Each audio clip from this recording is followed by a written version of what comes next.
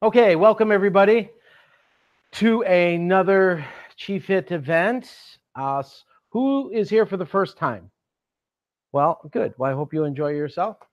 And my goal today is to provide you with a pretty reasonable outline of what our objective is. And it's written like right there.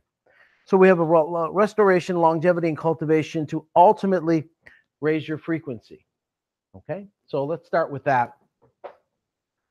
So this is called Zen Wellness Medical Qigong. And the reason we call it medical Qigong, the word medical implies some type of healing. You know, people are doing it for health reasons. They're trying to recover or maintain a certain quality of life. And what I have found and what I've been taught and what you can research in traditional Chinese medicine, there's 3 sources of disease. Okay, does anyone know what they are if you've been listening to my calls? Yes, outside pathogens. Yes.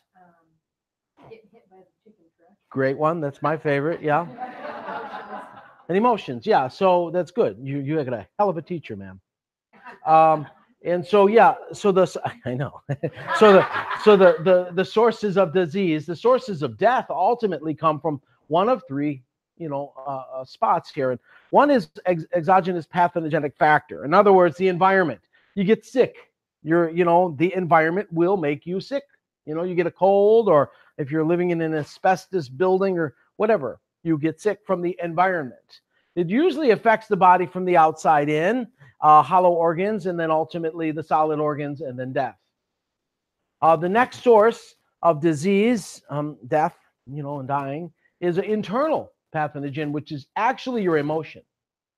So if you spend decades suffering this chronic emotion, it'll manifest or present itself as a disease. So we know not only will the emotion manifest as disease, but there's like a specific emotion we all have. We all have our own favorite go-to emotion. And that's going to be based on your constitution or dosha, according to traditional Chinese medicine or Vedic medicine. So your body type. So if you're an earth type person, then you will have a propensity to worry. And if you spend decades worrying, first it'll start as, my grandmother would call it agita, right? You'd have like your stomach hurts. And then you'll worry yourself sick, and then you'll die of pancreatic cancer. And so it just kind of works its way down. Or if you're the other fear-based person, kind of a water constitution, then it'll start and ultimately go into adrenal and kidney failure. And so we all choose our favorite emotion, okay, that we go to when we're experiencing upset. So that is a disease brought on from the inside out. Yeah. And third source is the chicken truck, meaning, you're just hit by a truck or, whatever. And they say, well, yeah, that's not your fault. Sometimes you can say it's not your fault, but then you can make the deeper argument that it may be an agreement you made before you got here. Okay, so if you want to get all heavy. So, but there's generally 3 sources of disease. Now, all of them are brought on by the absence of consciousness. That's it. If you're not conscious, then the disease will show up. So the absence of consciousness can be looked upon as pretty low frequency. They operate on a low frequency. So our whole goal here when we talk about wellness is to raise your frequency. So let's take it, I'm going to go micro and macro and micro and macro, back and forth and all of this stuff. I prepared a lot of notes. I didn't. But, so I know, I should though. But try doing this for 30 years and get inspired about writing a note. So let's look at this. When we look at the condition, okay, ultimately we're looking at suffering. That's what we're doing. You sign up, you want to do this because you want to remove suffering. Now, I remember when I was a boy and I was in the anja with my grandmaster learning this stuff. And you would sit there, on the floor till 3 a.m, prattling on. He would talk and talk and talk. And one night he asked all of us, well, why are you here? Why did you, start this journey? How about you? Why did you start? And everybody had an answer. And at that point, it's like a lot of pressure too. So you're trying to come up with a really profound answer, But, my answer was, I just don't want to suffer anymore. And that was the correct answer. He says, that's actually correct. The main reason we do this is to avoid suffering. Now, there's a difference between pain and suffering. Pain is going through what it takes to make yourself stronger. It's painful to do the right thing. It's painful to do push-ups. It's painful to watch your diet. It's painful, you get it. But suffering is going through discomfort with loss. And suffering is always the byproduct of ignorance and unconsciousness. So when we look at, okay, I'm doing this Zen Wellness program. This sounds interesting. Let's give it a try. Well, really what we're trying to do is cut away unnecessary suffering. Now, we all have our own story because of our, again, constitution, our actual education, our culture, everything. You have this story, then it'll manifest in your own special personal horror show, okay, that you call your life. And again, the pieces that bring the suffering are because of unconsciousness. Okay. You could say ignorance, but then the ignorance you can argue because you say, all right, no, I'm a really intelligent person. Actually, I'm a lawyer. No, I'm a high-tech dude that created this. No, I'm an attorney, or pardon me, a physician. No, I'm intelligent. Yeah, but you're still unconscious. Just because you're intelligent doesn't mean you're conscious. So let's look at the species right now. So let's say you're suffering. Okay, great. You're so special. But maybe let's look at the planet too, maybe as an individual too, right? And the human species as a whole now. It also is one unit. It also is suffering. If you were to be like, okay, I sit here in this room and I move around, I watch, and then but here's my, I'm going to let you into the kitchen here. This is what I do. I create, I know this is going to sound very Sedona, but there is a individual auric field everyone has. Does that make any sense? You know it. Dogs know it really well. Creatures know it really good. But then when you put a bunch of us in a room, there's a collective auric field. Yeah? And with that collective auric field pops up one individual. So you're all in this room, but you make a unique individual. Kind of like Wizard of Oz, remember? There's the big head. Kind of like that, but not as cool. So when I look in a room, I don't talk to like a group. I talk to an individual that is expressed by your collective. Each face is different. Because sometimes I've prepared, in the beginning, I'd prepare these awesome lectures. And then you'd sit down and you look at the room and it's just completely inappropriate. So that's why I've learned you're better off just going in with a general idea. And then let's look at the face of the room. Now, this particular room, and usually the people in rooms like this, you're dealing with the top 10% of humanity because you have a question. You're open. You're kind of, looking to grow. That's top 10%. So there's this face in this room which says, okay, there's this level of consciousness, so I can share a certain conversation without losing you. Now let's step back, do like a Google Earth, and we pull all the way back. Now, if you look at the face of humanity, it is a face of a suffering psychopath, 8-year-old child. That's us. But here's the good news, really intelligent. So as a species, we've gotten so intelligent. One man could create, or woman, right? Hashtag, whatever. One person could create or destroy more than 10,000 people at any point in human history.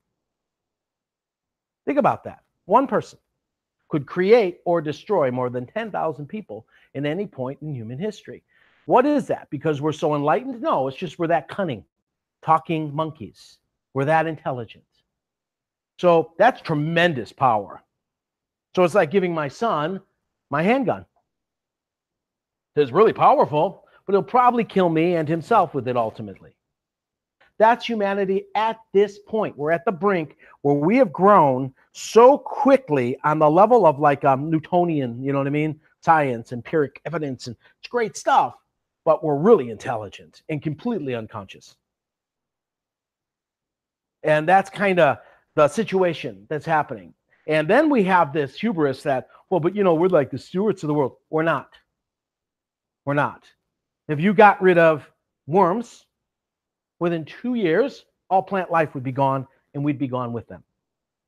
Any insect has more value than mankind, as far as the earth is concerned. If you got rid of mankind, the earth would flourish. So, just think about that. What do we do? So you have to look at that with humility.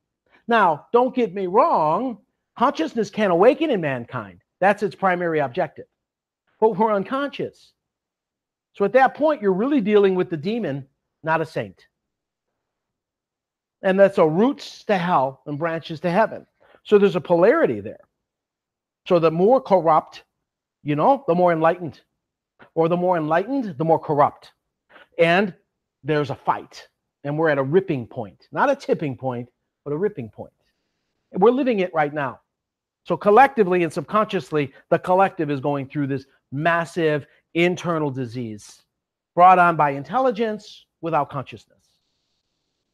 It's primarily materialism. See, because we got into the belief that, I know in the mundane world, you have to have a campfire, you have to have meat, and you have to have furs, or you do die. And then we ran with that. And then we started to project who we are with what we have. But no matter how much you have, you will not be it. So, but then there's a part of us, the cunning piece, that knows we're impermanent, unlike other creatures. So then we project our existence into bigger things that could last longer than our own biological life. That creates a momentary sense of immortality. So begins the acquisition of insane amount of wealth and power. But it's really bullshit and unconsciousness and suffering. So that's the human disease, very low frequency. We're very low frequency creatures. Now, I've dealt with human beings professionally, training human beings. It's hardcore every day, not like taking a workshop and being inspired. No, up to my eyes with human beings since 1987. Every day. Okay? And I'll be honest with you, as a whole, I'm not impressed. Human beings are very, very unimpressive. Okay? And what do I mean by that? Well, you could say I'm not impressed with the results, but I'm in awe of the potential.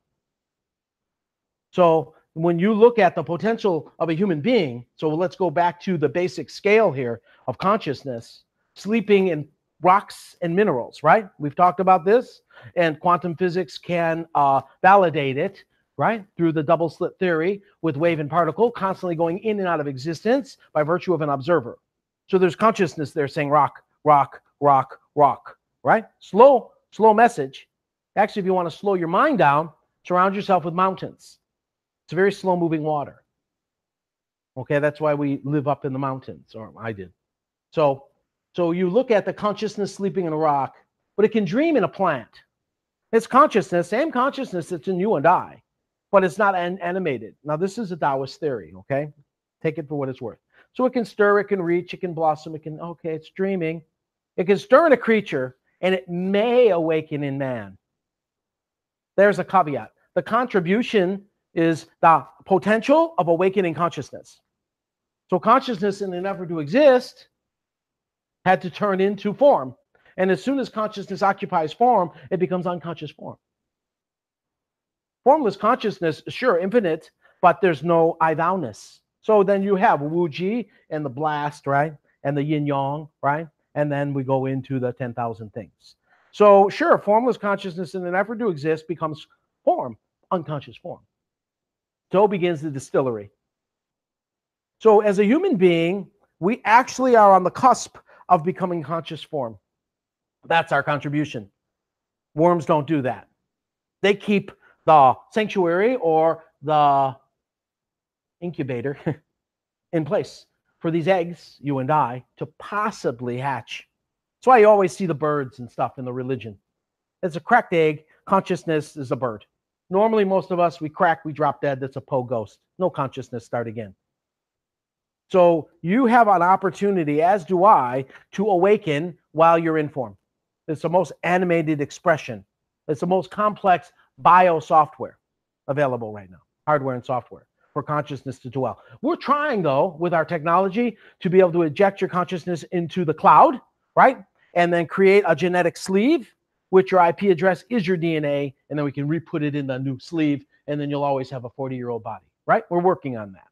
Because again, we're made in the image of God.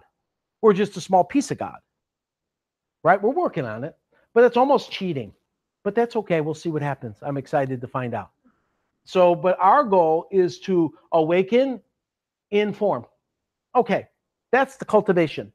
That's the highest goal. This is not a line, it's a circle. So your first conversation is your last conversation. Your first lesson is your last lesson. Your highest lesson is your lowest lesson, and your lowest lesson is your highest lesson, because when you draw a circle, the point begins right where it ends. So a lot of this stuff that I talk to you about, it's about just throw the whole thing out, and after about 10,000 hours of observation, contemplation, and meditation, it'll just simply become you. So we don't do it like college, piece by piece by piece. There's the general subject matter, which is ultimately raising our frequency. So let's go back to looking at the planet and the species and its insanity. So we can say, all right, you can look at, how about our geopolitical world? How's that doing right now? Yeah, right? That's an expression of disease. When you see something, it's like high temperature. Holy, wow, this is a sick thing. So as a species, we're at a tipping point. You can look at economics, you can look at all the stuff. It's just crazy because there's so much intelligence there, and there's so much technology there, and there's so much unconsciousness. And so there's the ripping point. So what do? You could draw signs, and protest, and you can wear a red or a blue shirt and become part of the insanity. Or you can become basically aware of the insanity and raise your personal frequency. Because if you're going to really change the quality of disease, which is really the end result of unconsciousness and suffering, your own individual disease, yeah, but the whole planet's kind of sick. If you're going to change that disease, then you have to start with each individual piece. So if you think change is going to come from the outside, you're kind of screwed. Because then you've surrendered your power. It's like being in a bad relationship and saying, well, it's my spouse. The spouse is the problem. Well, now you're subject to the spouse. No, you're the problem. So there's, a few views. One view is something else can fix it for me, or another view is I have to fix it myself. Is if you're waiting for anything other than you to fix it, then you're kind of screwed. That's why, yes, I'm a doctor of traditional Chinese medicine, and I can do acupuncture, and I can do all of this, but I'm of the opinion, screw you, fix yourself. Because you're not entitled to health care, and you're certainly not entitled to me fixing you, and I'm not going to emit my chi. Bullshit. I'm like, what, you don't believe in chi emission? Oh, I do. I just don't believe you deserve it. And they're like, well, why are you on the team? Well, okay, let's take it. It's like, I thought you were a healer and you're into all this. Very unpopular at the Sedona retreats, So, and okay, because there's a different view here. It's like, well, wait a minute, why can't we just, as opposed to me needling stomach 36 or Hegu, or why don't I show you how to do it? How about this? Even put you in a position where you don't even need to be needled. How about if we really cut it at the core? Because if I put your ass on the table and I get rid of that migraine, when you get that migraine back because you're a maniac with rising liver chi and who doesn't totally unconscious, you're going to say that your acupuncturist sucks because you got a migraine again. And you're going to show up with an attitude. And I'm going to take these 2 fingers and put them behind your throat and choke you out. That's why I don't do well, guys. So it's like, I can't do the entitled, you must fix me. It's not healthy. So whatever your disease is, I'm sorry. We all have our stuff. We're all suffering from a disease called impermanence anyways. So the real trick is to coexist and live every day until you die and try to maintain a high frequency, because it's all rotting either way. So the ultimate thing is to understand you're not the boat. The boat's going to sink. You're the passenger. You're the consciousness momentarily residing in this little boat on this rocky, rocky ocean. But we identify with the boat. You're not. So to cure the disease is to really let you see the body is almost secondary. It's not even primary concern. So, okay, that sounds sexy and romantic, but it's really, really hard to have the high frequency, if the body has not been restored. When the body is in this chronic state of pain and the mind is in a chronic state of pain, it's hard to maintain a high frequency. So then we have to teach you the basics of how to at least put yourself in a position where the equipment you're using is reasonable and not punishing and making you suffer. Even if it's broken down. My clients, they're not exactly professional athletes, but they have figured out how to coexist within the time and the body they're in, and they still find joy. And so the real trick in restoration is really finding a balance, restoring the balance of basically fire and water in the body. First step. Because you can't do that. There's too much torment to ever really drop into tranquility, which is ultimately the number one prerequisite of raising frequency. So we say, all right, guys, guess what? It takes about 200 hours of listening to me and the rest of the staff go blah, blah, blah, blah, blah. And then you have to shadow every hour with 9, right? That's how you jump a dimension. So that's really what? 2,000 hours of doing golden cheapo. Really. And that's why, anytime we try to do marketing and we hire marketing agencies, they tell me, sir, you're selling phlegm in a jar. I'm like, what? Because it's so unpopular. Come on, let's do this for 2,000 hours, you and me. It's like, who? So it's not. We want a pill. We want somebody to take, responsibility. So that's the problem with this thing is some assembly required. Then the next step is rest on longevity part. That's another 300 hours of understanding. Now that it's kind of working, we've fixed the flashlight. Let's charge the batteries. All the necessary practices to bring up that energy level, the chi. And then finally, the cultivation, which is really the lion's share, 50% of it, another 500 hours shadowed by 9. So really, you're looking at 10,000 hours investment. Sounds like a hell of a lot, doesn't it? But we do it to pay off a car. I mean, we spend a lot of time. You're going to spend it anyways. And you can spend it acquiring the impermanent or acquiring the permanent. It's up to you. Yes. So acquiring stuff, the impermanent. Yeah. Do you feel like that will keep people from raising their frequency when they identify with the stuff? Absolutely. It's no matter what you have, it will not become you. When I was a boy living with my teacher, we weren't allowed to say that that's my Taoist robe. This is my sword. It was the sword you use. It's the body you live in. It's temporary. You have to sever the materialism. The Western mind is very materialistic, which creates a lot of suffering. It was hard. It was so different than, the culture I came out of. It was really hard to break that because you still need it. That's the dirty trick. It's twofold gaze. You need it, but you are not it. Nothing wrong with having anything, but don't let it have you.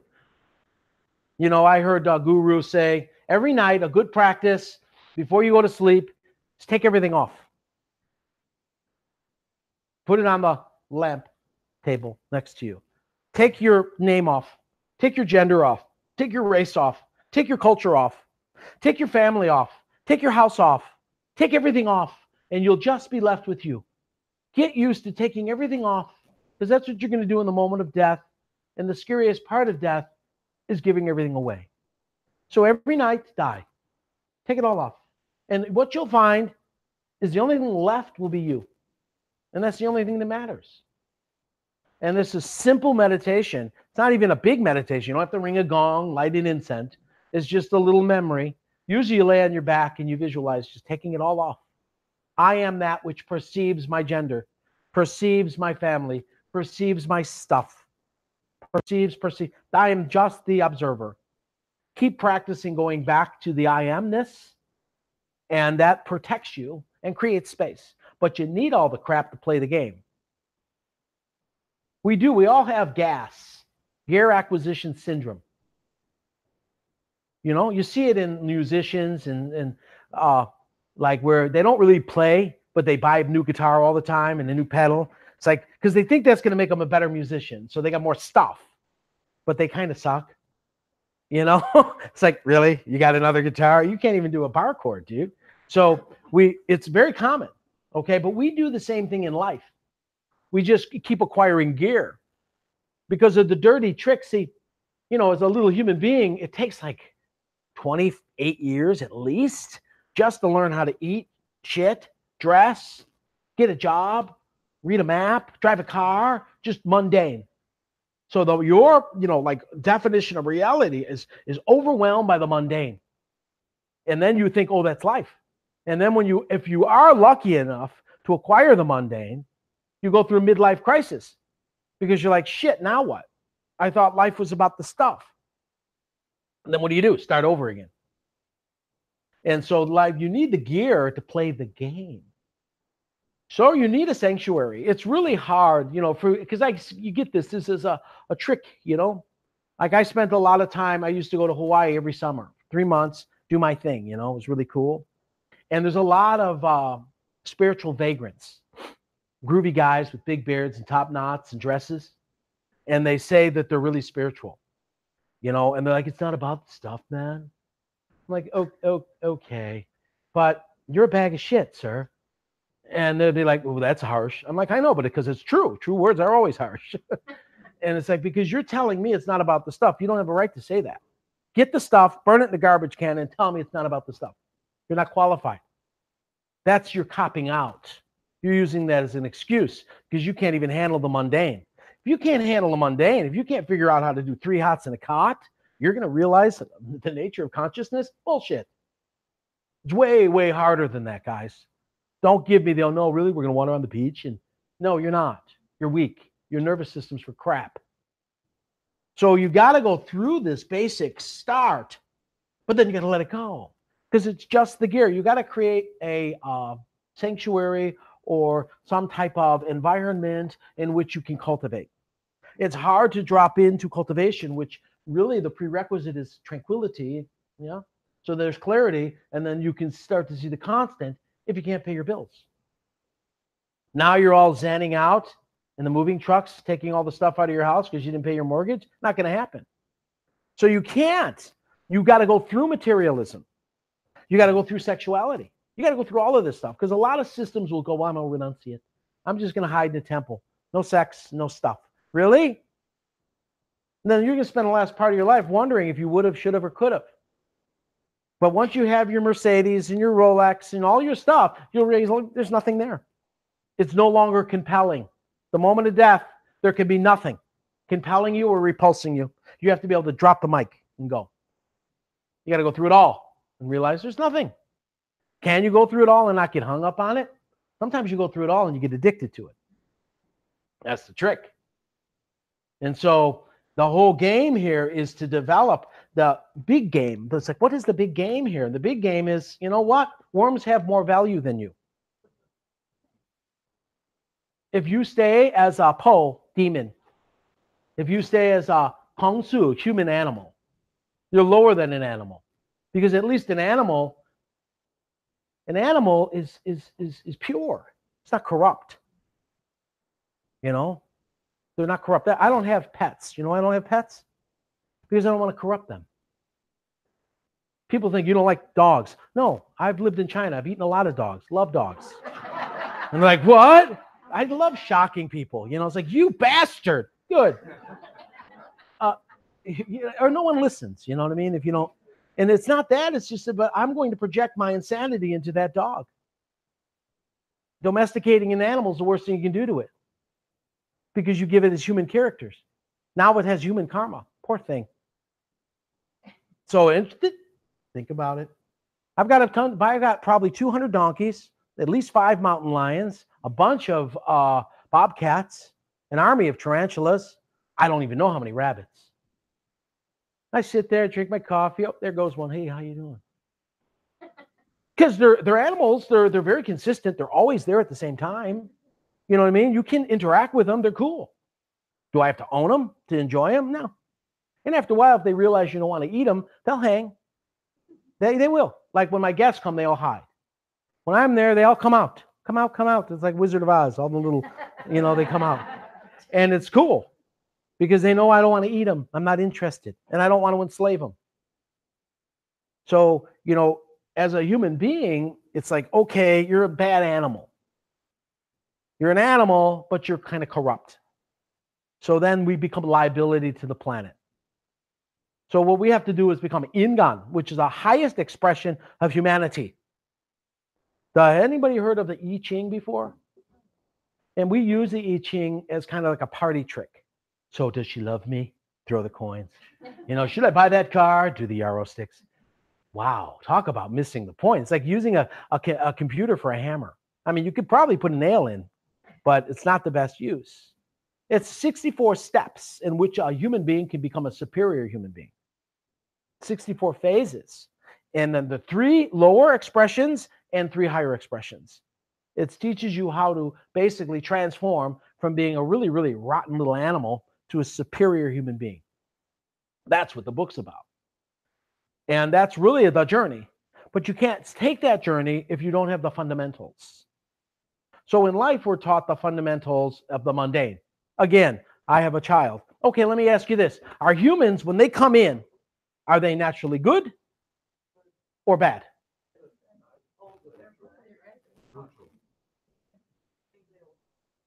Really? My kid will shit on the table. Is that good? No, it's not my fault. If you left that, he doesn't shit on the table anymore. But until I taught him not to, he did. That's what a child will do. Now, human beings need to be cultivated. Because the problem is they're not animals. So you can say they come in good. Yeah, but unfortunately, they're cunning, smart little bastards. So if you don't refine that, you got yourself a really cunning, smart animal that's going to create a lot of suffering. Because it's not a rabbit. This thing's going to kill you. So human beings have to go through the cauldron. We don't come in. You have to earn. There's so much potential and so much power that if you just leave it, no, man, it's all groovy. It's not all groovy. This little bastard is going to be an entitled nightmare. And if you don't break that pole, you have to train that human being because you immediately say, but you got to train him. Thank you. You're right. You support my point. You have to train him. So that's a diamond. Does a diamond really look like a diamond? No. How about gold? Have you ever found real gold? I have up in the canyon. There's gold. You can find it. One guy found a chunk that big. So you can find gold. You'd never know it was gold. Doesn't look like gold. It's ugly. It's like, I got some gold. I'm like, what? That's gold? Guess what? You have to go through and transform that and remove all of the base metal so that you're just left with the purest metal. Human being is just like gold. So that's why in the Taoism, they talk about the alchemical process of, using the cauldron and, burning, right? They talk about the firing process. They talk about turning cinnabar to, mercury. They talk about all of these things. That's just all metaphors showing that the human nature is like gold and it has to go through heating up. The heating up is the nervous system. You have to build that nervous system. And that's why we stand. To build your nervous system. We sit, we stand, we move. We move, we stand, we sit. The moving piece is part of restoration. And as you already know, physiologically, the bodies tend to rot. So it's like, okay, we got to fix Con and Lee. The water just dropped, the fire's above, your head's about to pop, and you haven't shit in a week. That's a problem. Okay? That's the human condition. So it's like, okay, all right, flip this. Cool the head, heat the guts. So now the feet, they're not all edemic. They're not all blue and puffy. The head's not all red. The average person, their mouth's all dry. It's like, wow, it's got to suck to be you. I look at people. It's like, oh my God. And I can see it. It's hard. It's like, do you ever see the Terminator? And it's like, if I sit at an airport, I start to get a headache because there's just so much information that comes in. And it's all bad because fire wants to rise and water wants to fall unattended, right? So that whole book, go back to the I Ching, 64th image, 63rd image, right? 63rd image. Water above, fire below. 64th image, a new beginning. Fire above, water below. That's the whole process of mixing Con and Lee, fire and water. So even on a Jing level, the first thing I got to do is stop you from rotting and exploding. That's the first step. Then the next step, we start talking about, okay, we go ahead and restore. Now the mind might have enough ability to stand. Because if you stand and you stand long enough, you'll start to burn.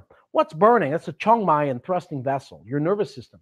You have to develop strength before you can have freedom. Where there's strength, there's freedom. Where there's freedom, there's peace. Strength, freedom, peace. So free of what? Your own inner conflict. The demon and the saint. The roots and the branches. The higher human or the lower animal. So it takes discipline. They say in yoga, they stand there and there's Lululemon for a long time and they burn. They're burning karma that they're not going to get tomorrow because they're developing a nervous system to discipline themselves from doing shitty stuff. It's really that simple. Because I can teach you, but if you don't have the discipline, whatever you know is a source of guilt. That's where religion runs into trouble. They'll teach you, thou shalt not. But no one showed you how to be strong enough to adhere to these commandments. So now you just know you suck. It's what happens. So then there's all this guilt and all this weird stuff. So you need to develop the will. Anybody heard of Miyamoto Musashi? Yeah, it's a Kensei, the sword say, the Book of Five Rings. Good stuff. I recommend reading it. One of his quotes, I really like it. You don't really swing a sword to cut flesh. You swing a sword to forge the will to adhere to your beliefs. That's why you swing a sword. That's why I was taught martial arts. To defend myself against myself. To defend myself against the asshole that lives right here. It takes great nervous system not to give in to the lower self, the Po mentality.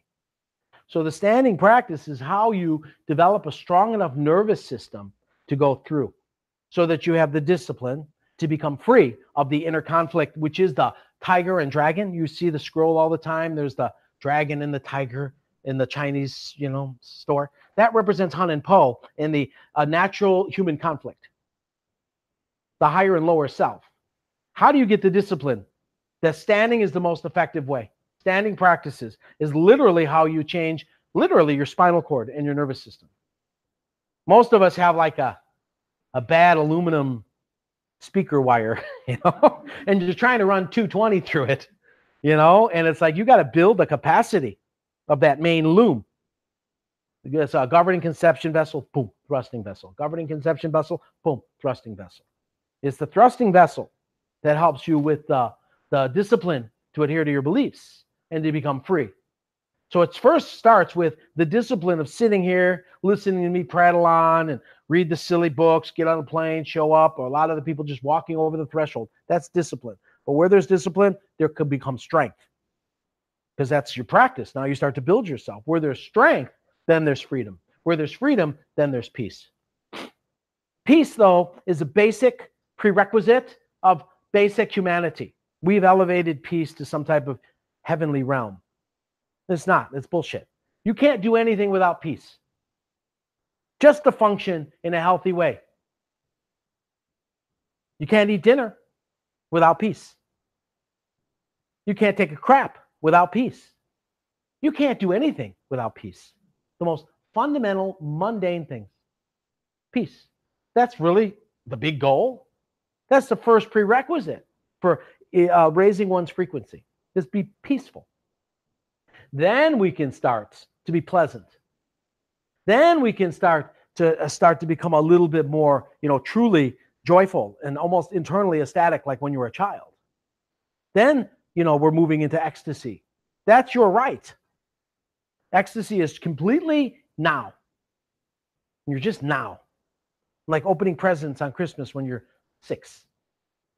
That's then we lose that innocence because we cloud it with internal thought. So we have to return, which first step, restore, just get the system going, mixing Kan and Li, work with the lymphatic system, work with the fascial plane, work with all this basic stuff. This whole restorative training protocol is all about trying to do the same damn thing over and over again, which is basically opening up the small circuit as it appears in that poster right there. That small circuit. Get the spine to get rid of all of the ascending blockages. All this blockage. So That's the first step, over and over and over and over again. If that's broken, then the whole chakra line is broken. You know, you have blockage in the chakra and all that. So it's all about upper and lower and mid back, moving every vertebrae every way, every day. And sure, then we get that next level is bringing the chi to the large system. That's in, you know, bringing the chi to the large circuit, which is the meridians of the arms and legs. Jing Well points to the fingertips. How do you know? This isn't just some workshop where we're all going to talk about metaphysics, because I believe that's bullshit. It's not going to help you. How do you know? Your feet are warm, your hands are warm, your mouth is moist. You can feel your heartbeat in your hands. Those are the basic prerequisites of restoration. And it shouldn't take you more than 3 breaths to bring chi to the extremities. Look at a baby. They breathe with their hands even. The whole thing moves when they breathe. We have to return to that. That's the first step. Then the longevity. Now you'll start to see other signs show up. Good sign is you can stand like this for 30 minutes. And when you're done with that, you'll stand like that for 30 minutes. That's a good sign. And there's no negotiating. You can't talk to me about your credentials. I have to see them express themselves in your body. As soon as you stand in a horse position, you know.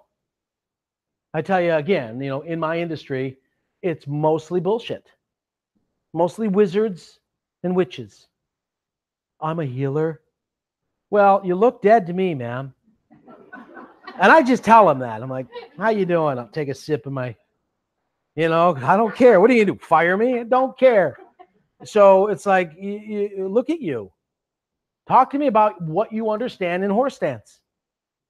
I stand in horse stance hours a day on this stage.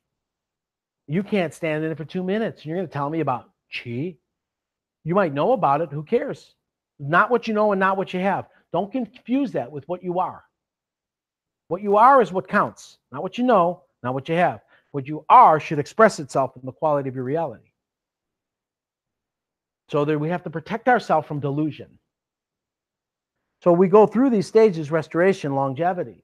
And ultimately, this cultivation piece is really finding that state of no mind, the state of no eyes, no ears, no nose, no mouth.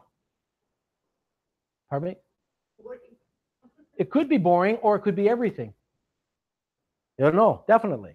So if you right now were just relegated to fear, because fear is form, and form is impermanence. We're smart enough to know that. All that is impermanent. And if your reality is totally based on form, then guess what? Fear. See, innocence is lost when you realize impermanence. I saw that in my son. His grandfather died. Last year, I could take him to the Halloween store, and when the big spider jumped out, he thought it was funny, and he tried to grab it. Now, Grandpa died. He's scared. He ran out of the store. Now he realizes he will die too. You see, and I'm like, I understand. So you can see the impermanence piece. We're smart enough to put that together. Some of us don't put it together until 8. He put it together at 3.5. Either way, once you put it together, you know you're in an egg and it will crack. So you have to cultivate the egg. Is it going to be crack, bird, crack, yolk? And that's your choice. So the cultivation piece is about cultivating, okay, all right. Light frequency is very limited. So it's kind of bullshit. So all of reality, is that which we can see? What about ultraviolet and infrared? That doesn't exist? See, up until recently, we didn't know it existed, so we thought maybe. No, bullshit. There's more to what you can see than what your eyes can see. So therefore, your eyes limit your very definition of reality. So close the eyes. Because the actual form eyes, they're very limited toys. Okay, all you can hear is that which can be heard. No. What about lower frequencies in get a dog whistle. You can get rid of that. Close the ears then. All you can smell is that which you know you're not going to get past the state border with your weed. That dog's going to bust you. I didn't smell it. He did. He was in the car, 2 things down. So obviously the nose is limited. Can you see it? Our 5 senses are like on that little bitty bandwidth. And we're going to say that's reality. And think about it. Billions of people have lived and died thinking they've lived in all of reality, blinded by the senses, robbed by the thieves. So, cultivation, no eyes, no ears, no mouth, no nose, the diamond sutra. Close it all off. If you close the five off, which by the way takes strength, because if your body's kind of like not strong, you won't be able to sit long enough to drop into that because your leg's going to explode, right? And if your nervous system isn't there, you won't have the discipline. You just won't. It takes longer to get there than you think. So first you got to get the body to the end. Even if you try to do it and you're not strong enough, you can mess yourself up because the energy is not going to flow and you can cripple yourself. You can suffer adhesions. You can do all kinds of stuff. You sit too long without preparing the body in an effort to find this, and people have done that. They've damaged their body permanently. That's where the crippled beggar comes from. No, the individual that reached and left the body came back, but the body died. So he had to get into a body that was a crippled beggar. But he was in, I'm serious. That's a Taoist story. So his vehicle wasn't strong enough for his journey. So by the time he got back, it was blown out. So if you want to really drop in and you're not in a strong enough body, you'll come back to a damaged body. But if you seal these five, then the sixth will activate. You want to activate the sixth sense. Remember in the 60s, that was big, man, the sixth sense, man. You know, and it seems so mystical to me, you know. And it's not. It's just close the five senses and all you'll be left with is the sixth. That's which perceives the five. That is, by the way, you. Yes. So how much time do you spend there? That's the goal. And you want to spend a lot of time there before you drop dead. So this 1,000 hours of training is to do all of this and then to show you, oh, guess what? Now, generally speaking, in this, you know, some lineage says it's really this way, and it kind of is. That usually takes 108 days. So you got to get the mundane set so that who can take off 108 days right now without sneaking up on their, you know, mailbox worrying about a gas bill or something, right? So you better nail that mundane. I mean, that's one of the reasons I built the place up there. It's just boom. That's one of the reasons I'd go to Hawaii for 3 months. Just don't call me. And so can you sit for 108 days? And what do? What am I, 108 days? Oh, Jesus Christ. Well, you got to know what to do. You can't just, you know, so you have to sit, stand, and move. Yeah, and we teach you, okay, in the morning you do this. This is how you sleep. This is what you eat. This is what you read. This is how you move. This is 108 days will go. But those 108 days create a tranquil environment that does not disturb the five. Because when the five get disturbed, you get drawn back in. So you kind of go easy with the five and keep waking up the sixth. Takes about 3 months.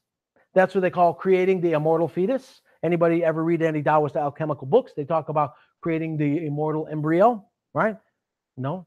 Yeah, that's what it is. It's like dating. 3 months. After 3 months, you're pregnant, right? And then it takes another 9 months to have the baby. So they say now you have to spend 9 months just in life, keeping to the one, cherishing the one, Bao He, without losing your mind and getting drawn back into the five. If you can pull that off, your sense of who you are and what reality will be will forever be that. And the immortal is born. Because the immortal realizes they don't live forever. They're the consciousness that's momentarily in a body. It's not about living forever. It's about living every day. They prefer you do that before death.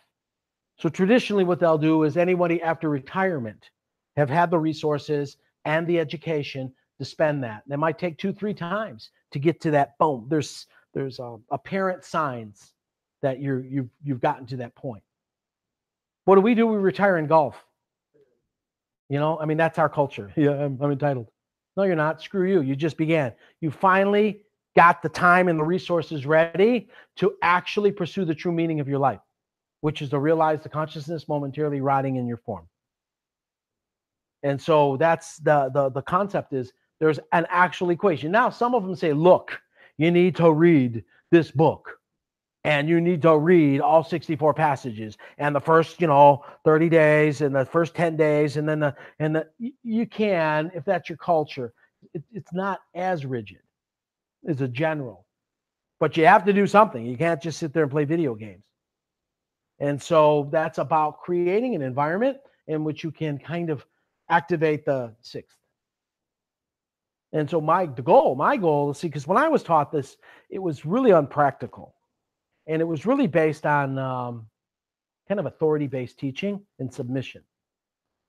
That's just the culture. Shut up, sit. Shut up, move.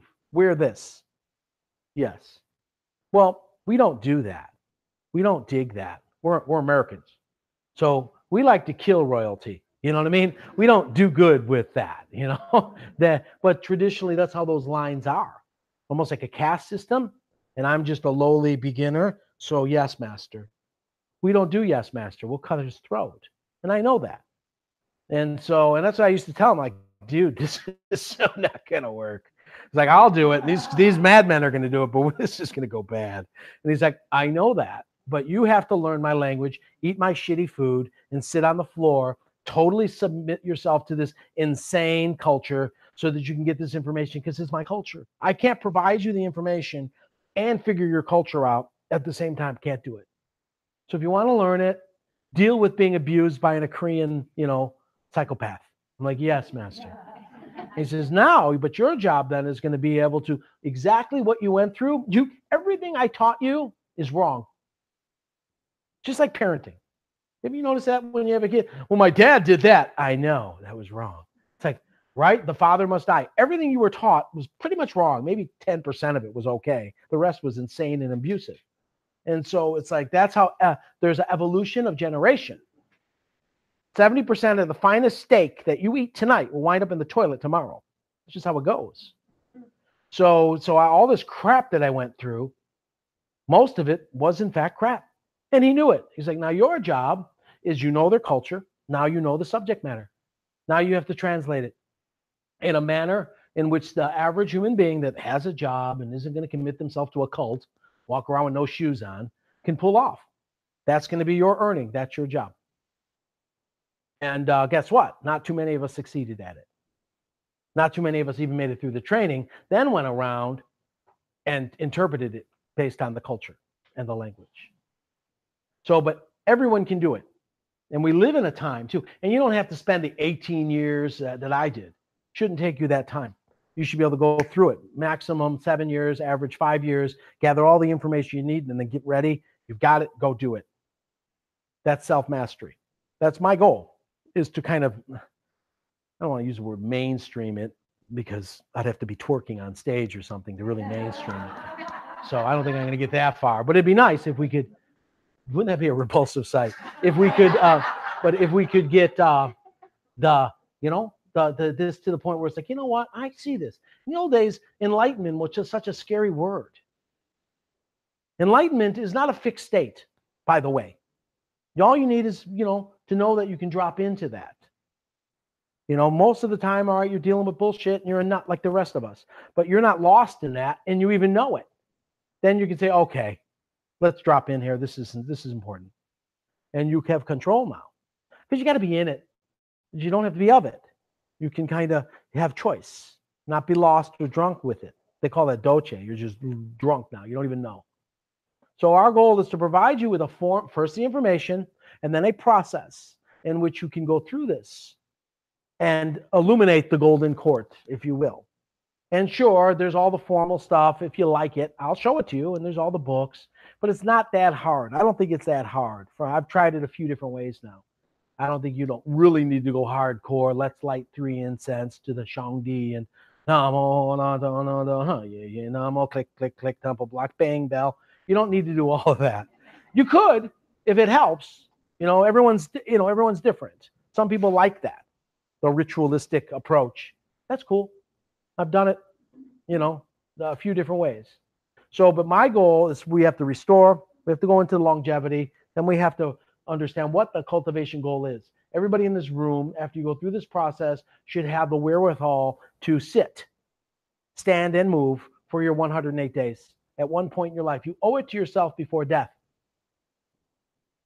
Because what's the first thing we teach you? Breathe up the spine, man. Breathe down the chest. Well, you know what? When you're laying there dying with little bubbles coming out of your mouth, you're supposed to be doing that.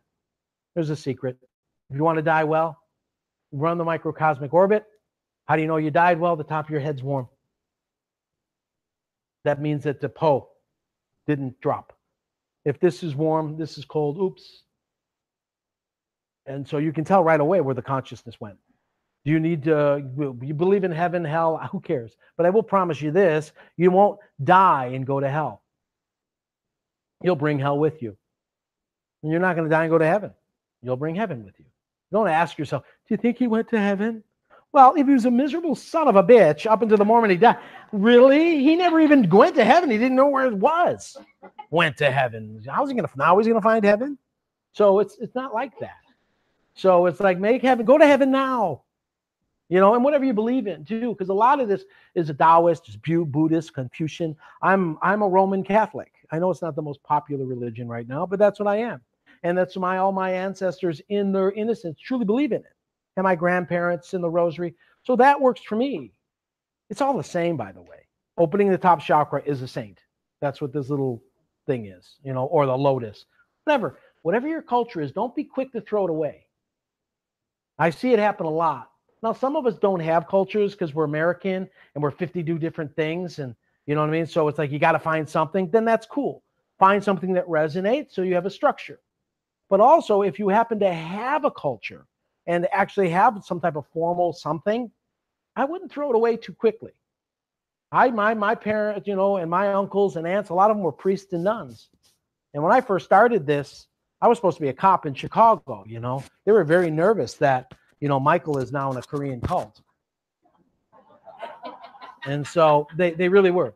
And so I used to have to sit down and go through hours, you know, of conversation with them about, well, you know, really it's about this. And I just had to turn around and repeat or explain my understanding of the Roman Catholic religion based on my training. And like, well, that's pretty profound. Well, yeah, that's pretty cool. I see that. So at the end of the day, I guess that made you a better Catholic. Good. So once they saw that it helped me better understand, because sometimes you can follow this stuff and not understand it. Now it's just corrupt. Anyways, all the teachings are generally true. What makes them not true are the little corrupt-ass human beings interpreting them. The power base surrounded by it. Usually, generally, the teachings are fine. So I'm just saying, don't throw your stuff away. Because I also believe that all those hours that my grandparents in earnest went through this prayer, it never ends. It's out there. It's like a conduit. So I'm going to start my own little thin strain. Why wouldn't I jump onto that? There's a lot of juice there. So there's, you know, so everyone has their own thing. I say that because it's important, because some of us are too quick to throw away our own culture and our own traditions. I know we want to be one race and one culture, but I like diversity because they're all beautiful. It's to say we need to be one means that one of them's not right. They're all perfect and they're all totally screwed up. But that makes it unique. If every one of you looked like me, it'd be boring and quite kind of monkey-like and ugly. You know, so it's like, it's cool to see the different cultures and faces and shapes. I remember when I first started teaching, my, you know, I was living with my teacher, and then, you know, you get commissioned to run a center, you know, and I was very proud because I was only 20, 22, and I had 200 members. No one had that. They had 30. And so my grandmaster said, so let's see what you're doing. I'm going to come in this Friday. We'll see, have some of your people there. And he showed up, and he looked around, and he left. So I lived with him. I got home, and he's just sitting there on the couch. I'm like, how'd I do? How'd you like it? And he's like, it's all Mike Leone. It's everyone's Mike Leone. And they were all Italian guys, all my age. It was there, Joey Matarazzo, Rocco Casentino, all Italians, because that's all I can relate to. I had a world full of Italians. They all look just like me. He says, I'm serious. And they were my same age, same guy. You know what I mean? And he's like, that's insanity. You're totally favoring your own culture. You're totally favoring your own gender. You're totally favoring, what are you? A true master makes the tall short and the short.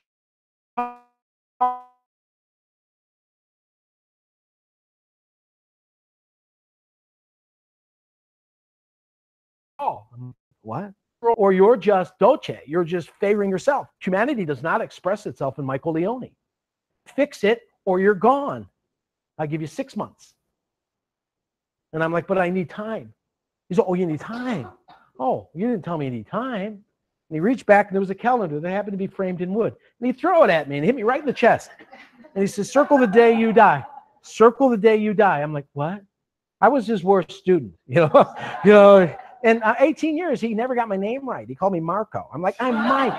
I'm Michael. So it's like very abusive. And I couldn't circle the day I died. He says, if you can tell me the day you die, then you can have the right to ask me for more time. Because you know how much time you have. And he die. And he called his pocket. He died on the day. He knew he was going to die for the year before he died. The party he threw the night he died. He knew he was going to die. And he died well. He lived every day until he died. So, but the point was, I was completely lost in my own culture. And so we have to look at just generally humanity, but also celebrate, each piece. So if you're going to be a teacher or if you want to share this stuff, you got to get past yourself. Yeah? Without losing yourself. Okay. What time do I have until 2? I think 10 and then we get the point. Oh, okay. Well, let's take a couple minutes and ask questions. Does anybody have any questions? I went through a lot of stuff. Yeah. Well, you've heard most of it. Yeah, but I know, but it's always awesome. Anything? Anyone? Yes, ma'am. When you're speaking about the evidence is that reaction? Sure. Yeah. Sure. Yeah. How your body reacts. How about this? Reaction is a disease and a response is to coexist. One is unconscious, the other is conscious. Yeah. Good. What else? Right. Because like I got guess what? It's a fall. So I got a throat thing because I got a kid and all that. And so it took about a month because my system's pretty strong. So it's like, and one day I woke up, it was like last week, from my jawline to my collarbone, it was one big thing. Couldn't swallow, couldn't turn my head. It was a nightmare. And I got to teach. So what did I do? I burned moxa on Hegu, direct Taoist scouring moxa, 3 times. And it was gone by the afternoon. I was able to teach. So that's responding to an exogenous pathogen. So if you know enough, you can do things. I wouldn't recommend doing that if you don't know what you're doing. But the point is the difference between a reaction and a response. Yes. Pardon me? Oh, yeah, there'd be large intestines right here. Yeah. No, don't burn. You can't burn. Yeah, burn. Rub it. What the hell? You can't burn anything. You're not allowed to burn. Burn, burn, burn. No, you got to really know. And your system's got to be strong enough to cope with that. You know what I mean? And to actually recover from it, or you'll just get infected. That's it? You're going to cut that? See you soon. Okay. Any other questions? Nothing? One question came in right before I was about to cut it off. Okay. She said, how do you find the patience to get past the blockage of the 3D mindset culture? How do you find the patience of the blockage? 1 second, we're still recording back there. Thank you.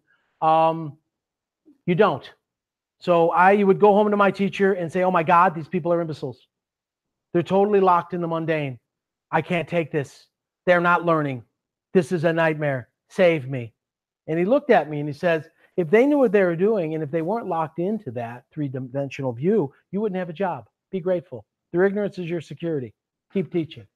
I was like, okay. So there you go. Yeah. Yeah. By Jack Handy. Yeah. Good. Any other questions? Yes, ma'am. Yes. Yeah. Memento mori. Remember you're dying. It starts off with that. So embrace impermanence. Usually when I'm, get lost, it's because I forget about impermanence. And so also to live every day until you die is 1, physically move. Bring the chi to the external. Later you'll learn how to mix water and wind to create fire. We're getting you ready. That's where your Tai Chi and your Taoist palm, that little spinny thing I was doing, basically centrifuge to bring the energy to the surface of my body. Pores close, hands turn pink. So now it's no longer dormant and just dropping out of my ass. I'm literally bringing it to the surface every day. And that doesn't mean you need to run. I see people running and lifting. No, bring your chi to the surface of the body every day, number 1. 2, emotionally, laugh. A lot of times I say these things, I'm really not that funny. I'm actually a bit of a prick.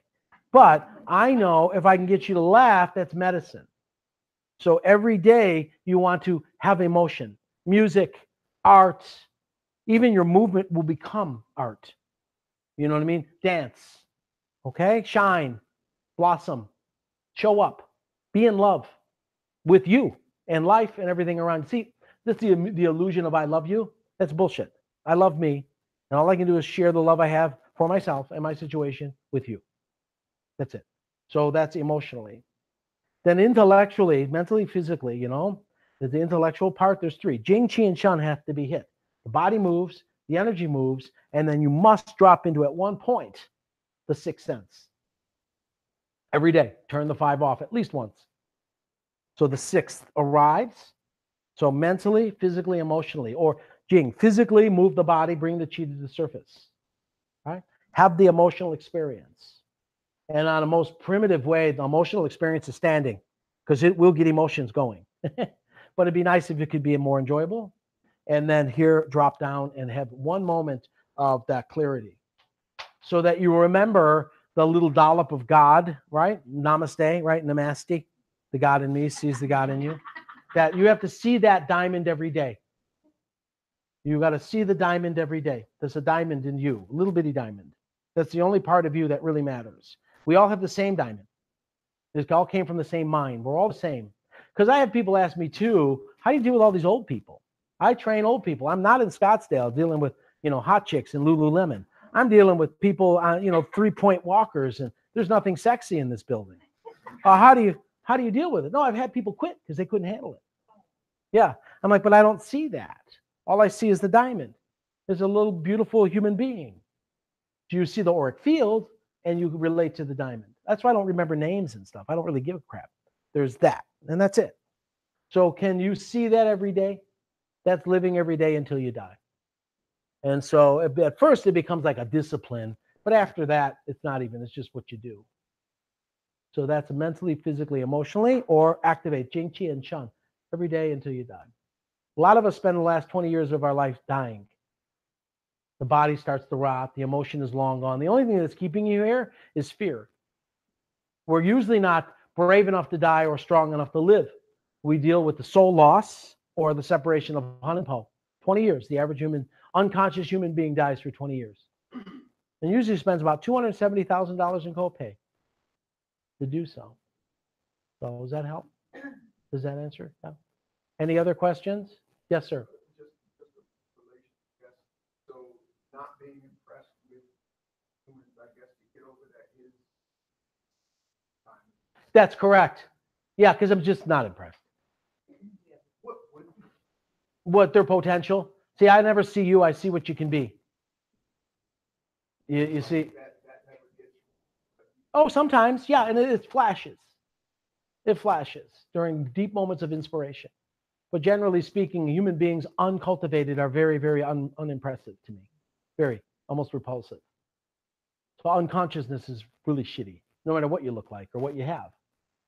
So, but then there's, and a lot of times what's going to happen is that person that comes in, I'm actually far more impressed with them than they are.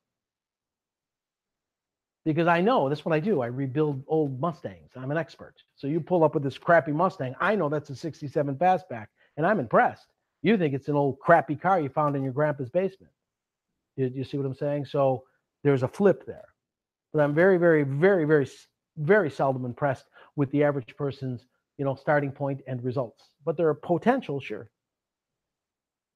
Yeah. So any other questions?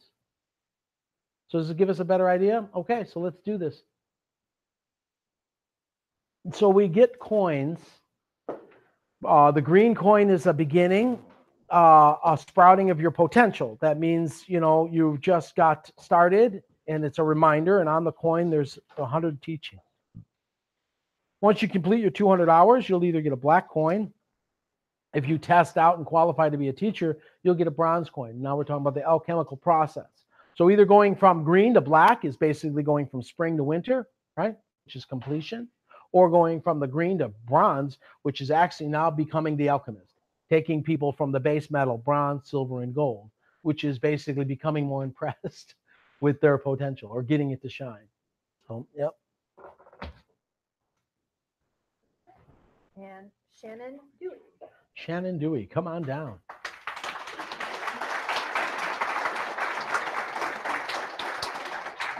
Oh, there's a lot of coins. Yeah. Right, we might need to move that. Yay, this is your coin. Good job and congratulations. Congratulations. Go right, Right, there in the center. there we you can go. take a little picture. And you can wear it or not, it's up to you. Right, if you wear it here, that's the fifth chakra. If you wear it here, that's the fourth chakra. So it should heat up and become your body temperature, then you know you're rolling. And Okay. yeah, be careful of the leg. Maggie Ryan.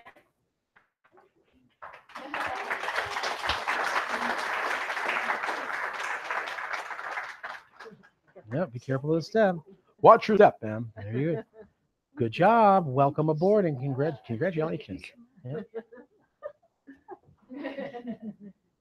All right. Normally make you guys step away from the board that says raise your frequency.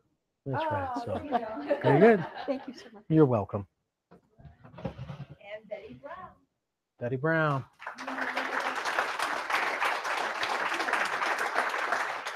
These are all backwards. Who put these on here? Who put these on here? Hmm? I usually do it the other way so that you can see the thing. Oh. But that's all right. You don't know. You're still learning. Okay, there you go.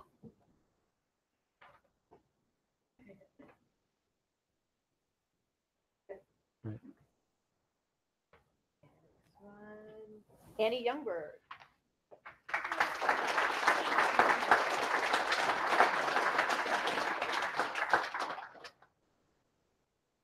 There you go. Congratulations. Welcome aboard here. Get a hug? I get a hug. Yes. No hugs for me.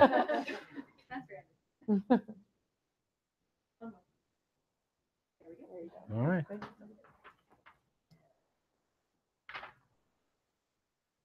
I just have my glasses. And make sure if you ever restring these, restring them in leather. Stephanie. Do you know why you restring them in leather? So you don't get choked out with your coin. It'll snap before you suffocate. Too many years of martial arts training. I'm here to help.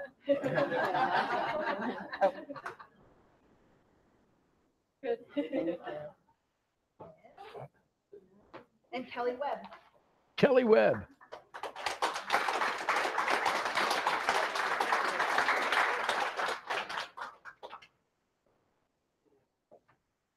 There you go, Kelly. Thank you. Very good.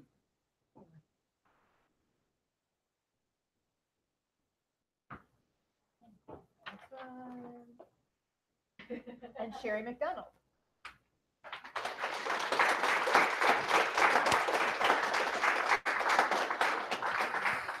Thank you. There you go. Thank you. Very good.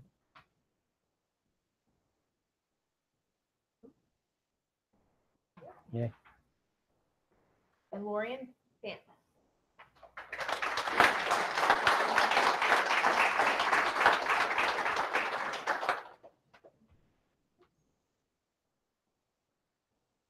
There you go. Welcome. Oh, handshake.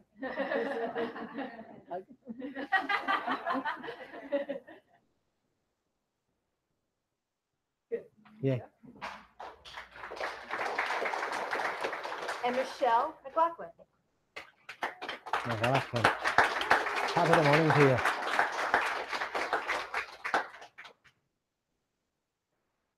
There you go. There you go. Yay. Congratulations. Welcome. Yep. Okay. And that is it. Hopefully I didn't miss anybody. Good. We'll take a quick break. We'll meet back here at 10:30 for those getting their bronze coins, so 200 hour, those pursuing silver and the other, the 500 and the other with Master Venerable. Yay. And then we do have to break down the chairs, so if you can stack them the best that you can. 10:30.